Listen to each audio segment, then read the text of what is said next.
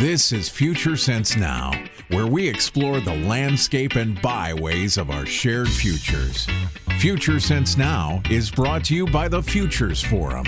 Stay tuned for a journey to the futures of women with host Dr. Claire Nelson.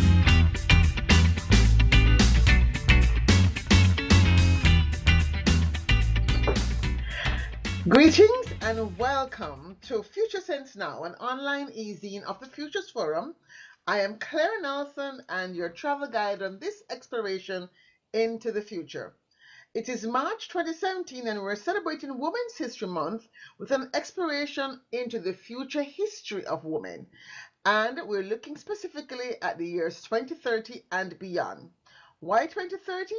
Well, the year has a big agenda for 2030. It is the year when we hope to achieve the 17 Sustainable Development Goals as agreed upon by the 169 member countries or 183 member countries of the United Nations. There are 17 goals and some 169 targets, and one of the goals, SDG 5, is about women and girls. It's a really overreaching goal to some people's mind.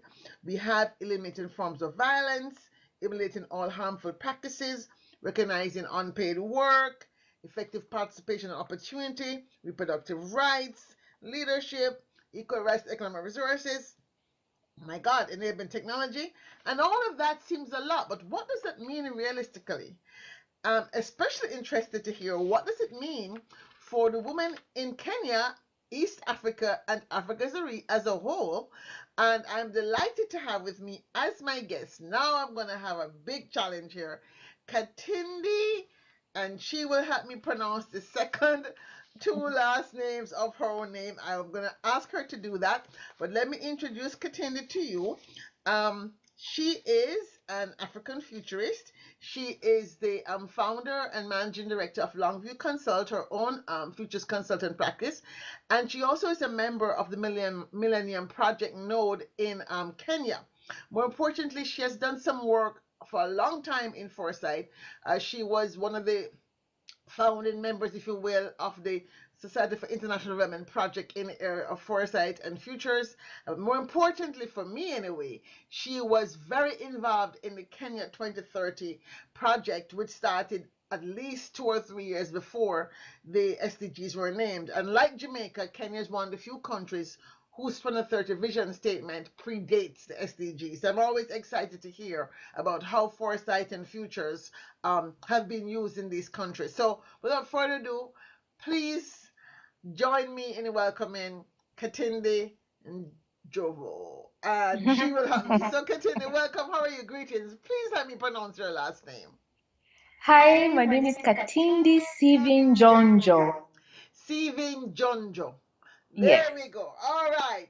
So let me try it again. So help me welcome Katindi Sivi Njonjo from Nairobi, Kenya. Welcome. How are you? And how are things in Nairobi? It's March. Is it spring or fall there? You're below the equator, right? Well, it's really summer every day of the year. So it's quite hot. Yeah, the rains come in March, so we are really waiting for the rains. Well, I hope you get some rains. I know the drought can be problematic for people in the north especially. So let us begin with this talking about the SDGs and the Kenya experiment for 2030. And I understand that you were doing some work around women and youth, especially when we were doing the 2030 statements. How do you think women's futures might emerge in Kenya in the next 15 years? Is it anything approximating what the SDGs are calling for, or does Kenya go off on a totally different tangent altogether? First of all, I think it's important to mention that when the Vision 2030 started in Kenya, they were looking at the economic vision, at an economic vision in Kenya. So we used a foresight process, as at the time I was working for Institute of Economic Affairs, and we used the foresight process to challenge that and to say that if you have an economic vision without a social infrastructure or a political sort of like goodwill to help that economic vision to grow, then it will not be possible to sort of like have the economic vision thrive. And so it was seeing that after that conversation, we saw an integration of both social and political issues into the Vision 2030, and we think that's a very interesting contribution. But having said that, I think when you look at the SDGs, they are universal goals. And so if you look at Vision 2030 and the future of women in Kenya, I think it really is not a parallel, but very similar to what SDGs are proposing. So there's nothing really different about that. So let's look then at the issue of leadership, because I'm always interested in leadership as a starting place, simply because sometimes it's hard to get to the economic resources and natural resources and the other things if you don't have control over the power. And so, how is the distribution of power in Kenya shaping up? I know for some time Kenya had like a one-party government, and then there's have elections, and there's all sorts of stories back and forth. And then, of course, you still have, let's say, cultural and tribal influences about how women participate in those societies. So, how is it, let's say, emerging in Kenya for this balance between the traditional African society and the modern parliamentary society? How is that shaping up? Okay, I think the first thing to mention is that we got a new constitution in 2010. And one of the provisions in the constitution that was really progressive for the women was a provision called the two-thirds gender rule. And what that clause says is that any elective post or nominative post cannot have more than two-thirds of one gender. And so that means that at least 30% of the positions would go to either women or men. So that has really made a remarkable sort of like difference, because since independence, women's participation, for example, in being member of parliament was only 4.5%. That's less than 5% in 50 years. But after the constitution, we've seen that rise to about 6%. So maybe a doubling from 3% to about 6%. And the nominative posts have increased from 19% to about 35%. Wow. It is also the first time, because we also not introduced, but sort of like brought back the devolution process, whereby you have a local government, also a decentralized process. And that has seen the election or the nomination of young women rise from 0.5% to about 46%. All right, so that has been such a remarkable progress in our country. But of course, the rule hasn't fully been implemented. Of course, it's being fought in Parliament, and a lot of the male members of Parliament are saying that, it should be sort of like implemented progressively, because it's very expensive. Again, because the electorate seemed to, at least in the last 2013 election, seem to have elected many more men than women. And so because of the constitution, it forced them to actually nominate more women. So it meant that the government was quite sort of like bloated when it comes to expenditure, and of course the payment of salaries, because of the too many nominated members of parliament that are women. So that has caused a bit of sort of like complaining, but the women are fighting and are saying that cannot be the case. We have to get to that point where the Kenyan electorate also understands that an election of a woman is also going to be good for the country. Wow. Of course, that's really been an interesting side of the story. Of course, you have the cultural patriarchal issues that still come up, but I must admit that Kenya is really progressed a long way, and we're moving forward. Wow, that's so. Has this idea spread? I know Rwanda has some rules around women in parliament as well. I'm not sure what those numbers are, but in East Africa, in the East African community, where you have like an economic integration process happening, so it's Tanzania, Uganda, I'm not sure which other countries are in that community. How is this woman in leadership thing playing out? Is it moving in that direction? All right. Unfortunately, Kenya actually is the worst performing in the region. The best performing is yes. The best performing is Rwanda, with about 64% of women being in leadership positions. And then I think Uganda may be second, but anyway, Kenya is the least performing. So we are excited about the two-thirds gender rule, but at the same time, we're not doing as well as the region should be. Yeah. Well, that's interesting, especially because I'm not sure that either Rwanda, well, Rwanda's come a long way. We know Rwanda's history and story, and they certainly have written a new future for themselves. Whether or not they use force, that is irrelevant. They're using it in some way or form. In fact, it might Yeah. be useful for us to actually go back and look at Rwanda now and see what was the process they used to create this huge, tremendous shift and transformative change in the society. But as we think about then this issue of gender and tradition, and Yeah. economic development especially. Kenya is also pretty well recognized right now for being on the forefront, if you will, of the what I call a technological jump in Africa. So we moved Mhm. from people not having phones because they were too expensive and nobody had landlines to Mhm. suddenly everybody has a mobile, and Kenya is one of those countries that is way ahead in terms of ICT and Mhm. mobile money and mobile health and all of these things. Now, how is that technological, let's say, acceptance Mhm. accelerating, if you will, the Mhm. ascendance of women? Well, I think first of all, when you look at financial inclusion, Yes. that has been one of the most tremendous sort of like progress that Mm-hmm. Kenya, but also Africa has made. Because of the mobile penetration, for example, you have a lot more women having access to financial services. And so, of course, that raises their economic, their ability to participate in the economy, whether it's in terms of small trade or sort of like transferring money and so forth. So that has been one of the most interesting. And it is also closing the gender gap when it comes to ownership of, or at least access to financial services. Because before that, you had about a gap between men and women in access to financial services of about 7%. Mm-hmm. So I'm not sure now what the gap is, but it has data does show that it has actually closed quite a bit.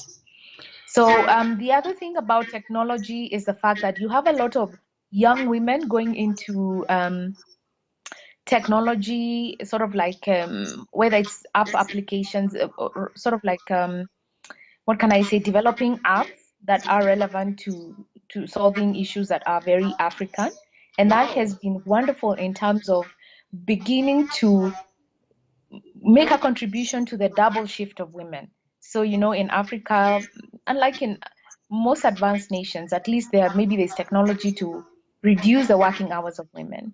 But in Africa, that has been a bit slow. But we are beginning to see a change in that because of women in technology that are also beginning to develop apps that sort of like get into that space and help. I Wow, think. that's very fascinating actually. I hadn't even thought about that because one of the big questions for women in the West is the whole issue, let's say, of choosing to stay home from work or choosing to stay home with their children, whereas women in Africa and developing countries, Mhm, getting out into the workplace, professional work is also remains important in terms of mhm, cost of living. And of mhm, course, because cost of labor is low, we tend to have, if we're out there as professional women, we have housekeepers or house girls or whatever supporting the family back home. So I'm mhm, really interested in this notion then of how women in technology in Africa are using technology to shape a completely different public concept that mhm, probably we need to hear more about. Um, so as we look then at the future of women and mhm, women's power and women's leadership and women's empowerment, mhm, um, how do you think technology, because I, for one, I'm saying, my God, with artificial intelligence, we're all going to be like out of a job.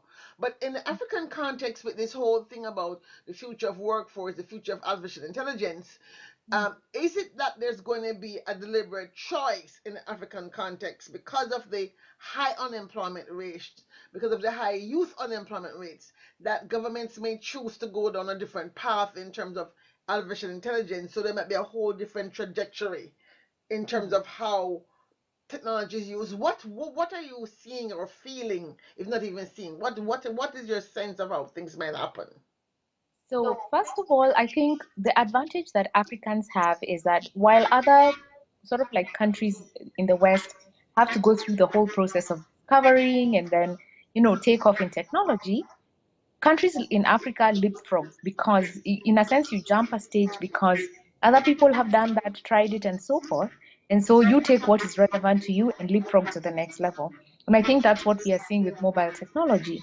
And if you think about, for example, I don't know whether you're familiar with the mobile money. Yes, uh, Africa is actually pioneering that in the world I because know. Way we've taken ahead. you guys started out having mobile technology way before us, but we've turned that around in a very unique way to serve Definitely. our interests and to serve our sort of like our unique needs as Africa. And I think that's the same thing I see with technology, that we may not go into all this sophisticated, abstract sort of like embrace of technology, in my view, within 2030.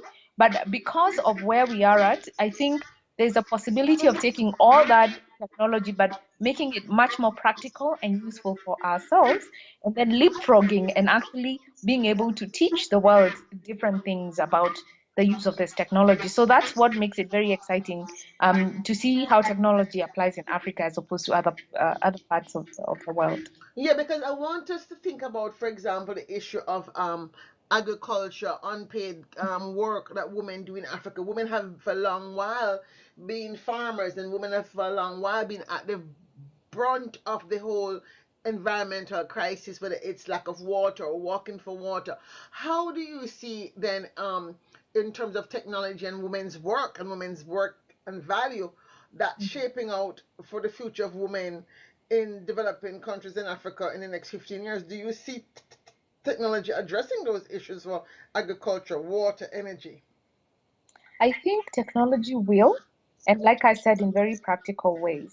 So, for example, just to give you a related example, we Mm-hmm. have a young man who developed a technology where he sort of like made a shoe that he puts in the portals for charging phones, and then his sort of like way of thinking was that if this person uses this shoe to walk around, for example, when they are farming, when they are going around their chores, they can actually come back in the evening, and the kinetic energy that is stored in the shoe is actually used to power the phone. So I think that's a very interesting way of seeing how sort of like different things can apply. What I'm saying, I think, is that there is technology that is already being used to try and sort of like reduce the work hours, whether it's women or people in Africa in the farms and so forth. But I think that's developing faster than we think. And for me, what is exciting is the practical ways in which this technology can be applied. Wow, I'm just getting excited hearing all of this. Mm, Because indeed, as we look to then this idea about countries like Rwanda and Kenya, although we're lagging behind, or Tanzania, etc., moving towards engaging more women officially in the political process, then we might indeed see that if we are allowed then to manage the way of thinking in terms of women in Africa have been able for a long time to mhm, take a dollar and stretch it. mhm. So Yeah. I'm thinking that when you're hearing the phrase the future is female in Mhm, the world, and that being critical in terms of power, I'm wondering how that might be interpreted in the African context. Like the mhm, future is an African female mhm. mind, which is thinking about sustainability. How are you, from a futures perspective, seeing then the re engineering or the re languaging of Mhm, the African development process mhm. with a feminine vernacular or point of view?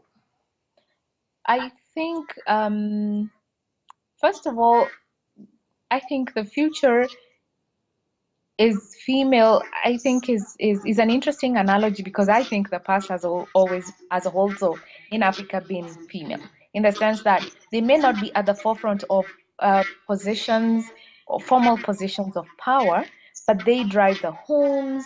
So that when, for example, in rural areas, when men go to the urban areas to work, it is the women who take care of the children and make decisions about the home and so forth. And so it is, in a sense, it is, for me, the future is female is not I suppose that the analogy shouldn't be, or we shouldn't think about it in terms of formal positions, but in terms of the influence that women have on everybody else's life in the family or in the society. And I think that's the context I look at when I think about the futurist female. And then the other aspect is the fact that then women also with more education, I think there is a, can I say a conflict or a I don't know what I can call it, a tension between this whole question about modernity and the patriarchy in Africa, because you see young women are accessing formal education. Of course, with globalization, with technology, people are exposed to many more modern ideas, and so the women are enjoying this sort of like transition. But the men, because of the privileges, the young men, because of the privileges they've always had with patriarchy, they're much slower, in my view, in adapting to the modern world. And so there's quite a lot of tension between the modern woman and the modern man. And I think that's an interesting space to watch in terms of what are going to be the pros and cons of that.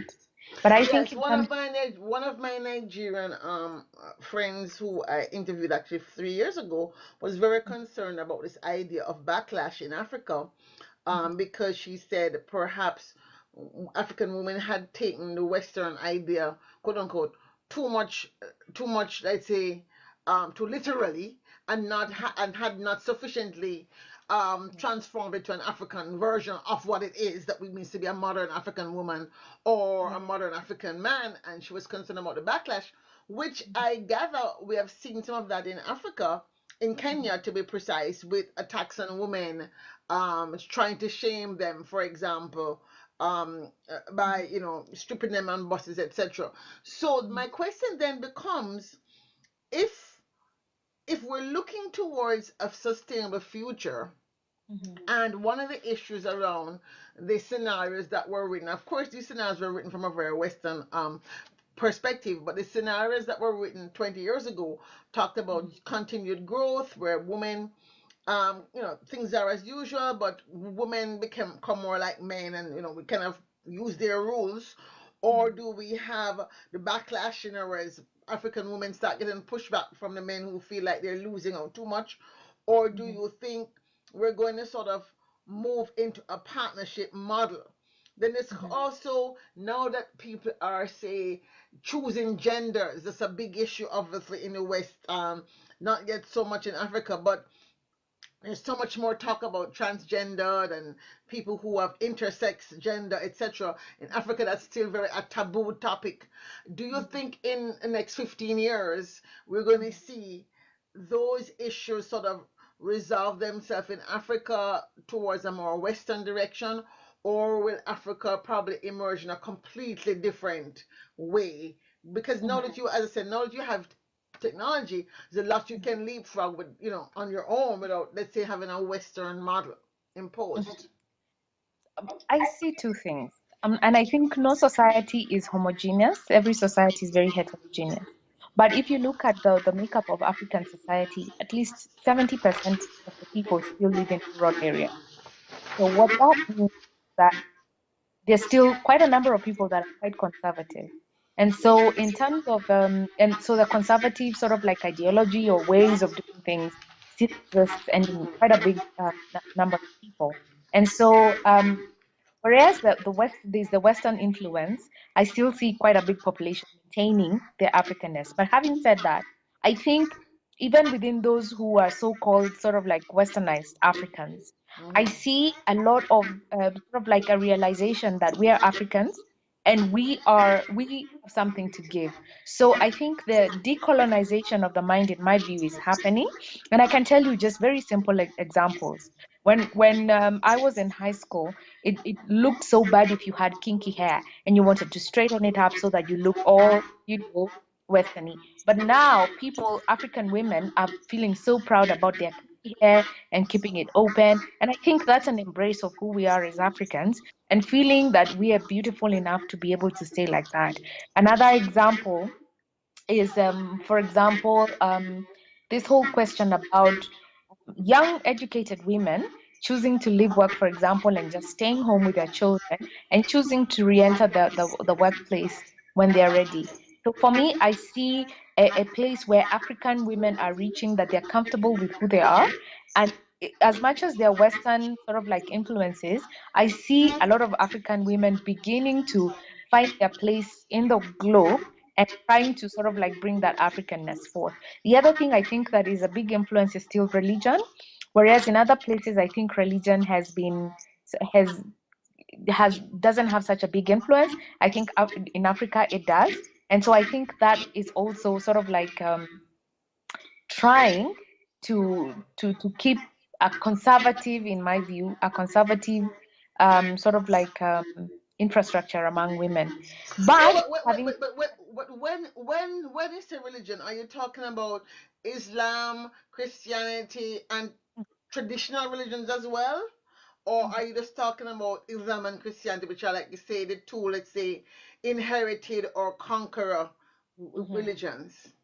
Yeah, okay. So there is quite a bit of Christianity and Islam. So that's what I'm referring to, because Hmm. these are lessening of African traditional religions.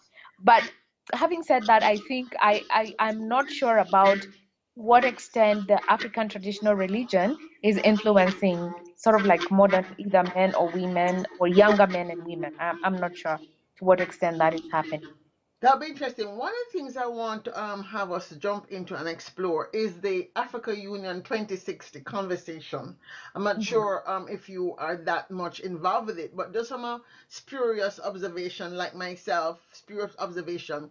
As you mhm, know, back in, I think, maybe in the late 90s, when the African Union kind of reorganized itself and came up with the NEPAD movement, they had a mhm, six constituency for Africa, mhm, and people like myself in African diaspora were encouraged to participate as a sixth constituency for Africa.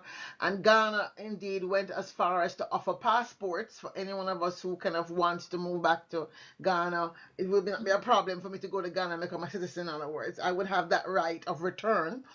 And more importantly, then Africa Union also began to look at 100 years from now. So they're looking at Africa 2060. So I've mhm, seen that. So because you have thought about this as a futurist, have you yourself begun to kind of wrap your mind around and say we have a very young population, we have mhm, huge underemployment, mhm, 2060 is 50 years away, you have children, what mhm. might that look like? How are, and do you think that there is any serious foresight work taking place at that, let's say, regional integration level around Mhm. Africa 2060 and Africa's position in the world in 2060? Um, I wish I had done this interview 2 weeks after today, because we just sent out a questionnaire to young people asking them if they know about 2063 and if it is relevant to them. So I'm still waiting to see what the response is. Yeah. But from what I have seen, I think my gut reaction is that, first of all, Agenda 2063 is a concoction of the political elite sitting in Addis. So I don't know to what extent Yeah. um, I think there is participation from local African or, ordinary African people. And Yeah. so to that extent, I fear that it might be one of those very high level initiatives, Mm-hmm. because even African countries don't seem to have a mechanism of sort of like localizing that within their countries. So you hear about Agenda 2063 in the African Union meetings, but I haven't had that conversation, for example, in Kenya within the government circles. And so that tells you that it's still out there and it's still not relevant, at least to Kenyans, as far as I am concerned. But 2030, then, in the context of the back to the SDGs and women in particular, does the Mhm, fact that you already have a Kenya 2030 process, does that in mhm. any way, let's say, help to impel um, the acquisition of these ideas internally in the Kenyan context around women in any way? I think the spirit of Vision 2030 is much more about infrastructure development. So there's all this talk about roads and about railways and about airports and so forth. And there actually isn't a discussion about how does that affect women? How does it increase equality between men and women and so forth? So I think it's a very sort of like removed conversation, but I think the thinking of those who are writing the vision, and I know I wrote the chapter on women, was the fact that yeah, and I remember it was a very interesting process. Anyway, that's a long story, but I think they hope that by building roads, women will sort of like get trading opportunities and improve their income levels. And so there isn't, it's not a formal process. It is a wish process that if we do this, then this might happen to women, and woo, we might get a group of women that is sort of like getting advantaged by these things. Is there any conversation among women like yourself who are actually working in different spaces in the economic development space or social development space about how this future might emerge and looking at even the rules of the game around economics? Have you looked, for example, let's say you personally, has there anybody been talking about looking at the international monetary rules and how they disenfranchise women? Or looking at Bitcoin and these new ideas as to how these new financial technologies could also help drive the economic development and having women's participation emerge differently. Have you had these sort of formal conversations with women about these things yourself? I haven't been involved in most of those processes, but I have been involved, for example, in doing a research around mining and how that affects women's equality and so forth. Yeah. But there are a lot of women academics that are working on different issues, and Kenya has very strong women and a very strong women's movement that Mhm. is looking formally at those issues. I think the disconnect comes in where there's this high level research that's going on among women in the university and in some of the women's organizations, but that information is not translated into sort of like policy because maybe the policymakers are also resistant or are not as quick to pick those issues, but also that information is too high level for women in informal sectors and settlements so that they also take that and use it for their own empowerment. So there are initiatives that are going on, of course, even at the local level, but I think there's still much more work to be done in order to translate that into real results. So let's jump into 2030. And would you like to share with me a headline of something either optimistic, pessimistic, or neutralistic, depending on your point of view? I haven't written a chapter. So you say, okay, nothing is really being implemented formally, but maybe Yeah, there's something being, cooked up, so to speak, informally. Would you like yeah. to share with us a headline that you would like to see in Hmm. 2030 as a result of the work you have done and continue to do? I think I don't have a phrase to give you about the future, but I can sort No, of but like no, give but you remember now, you are now in 2030, so you can look back and say, what has happened successfully? um I think African women have a chance to bring back the humanness of Africa. Humanness here we mean togetherness, Ubuntu, togetherness, you know, the love, community, um, care for each other. And I think that is a unique gift in Africa that we can give to the world. And women in Africa do that all the time as we care for our own children and our neighbors' children and so forth. And I think that's something that we shouldn't lose. It is something that should be championed by African women in 2030.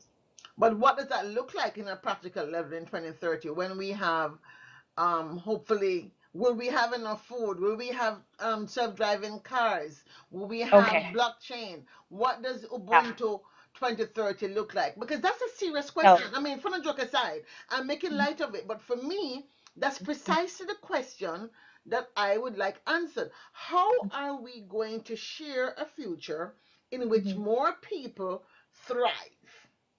All right. And so, what So, does Ubuntu? I like the idea of Ubuntu, but what does Ubuntu look like in 2030 in the African context, at least in the Kenyan context? all right. So, Ubuntu in the African context, in my view, is a place where we do not have trade. Mhm. We have exchange of goods and services. so that you get what you need and give what you do not need for other people to benefit. And so it's not a competition, and it's not an accumulation of one person having sort of like 3/4 of what the rest of the people have.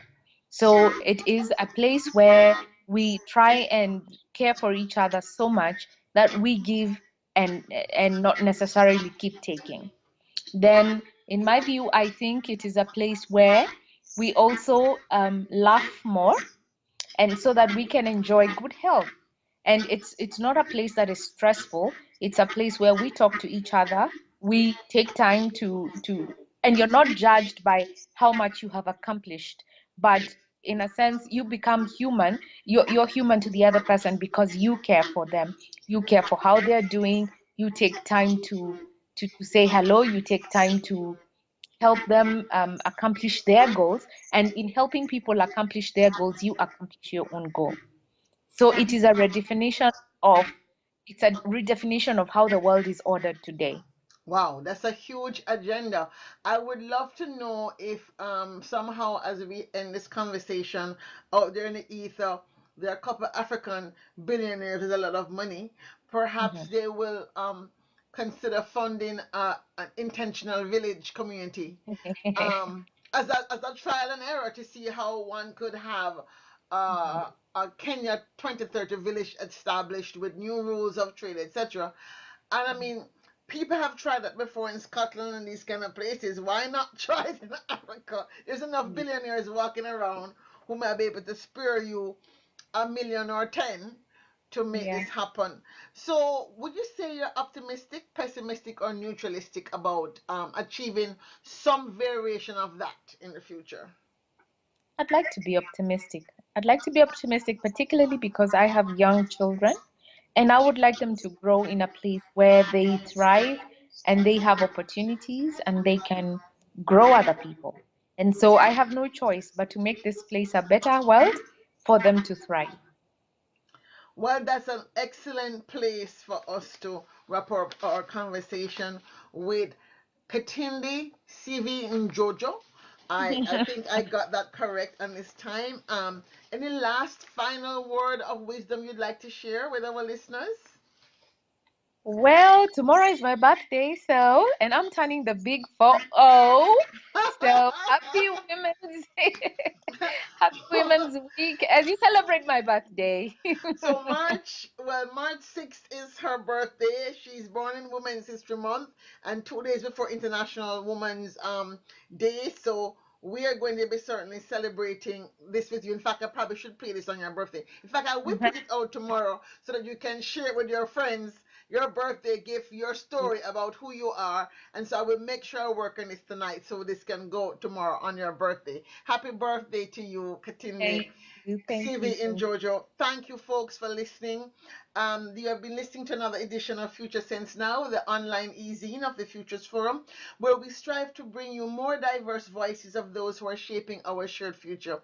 Today's guest was Katindi Sivi Njonjo from Nairobi, Kenya, an African futurist, and we're delighted to have her share her view of Kenya, East Africa, and Africa at large. So, as we leave you now to ponder your pathway and plans for the construction of a thriving future, I invite you to remember that a future is embedded in the landscape of all that is now present and to face our shared future with faith. Thank you for listening and safe journey. Bye. You have been listening to Future Sense Now with Dr. Claire Nelson, brought to you by the Futures Forum. For more, please visit www.thefuturesforum.org. Thank you for listening. Spread the word. Share the future.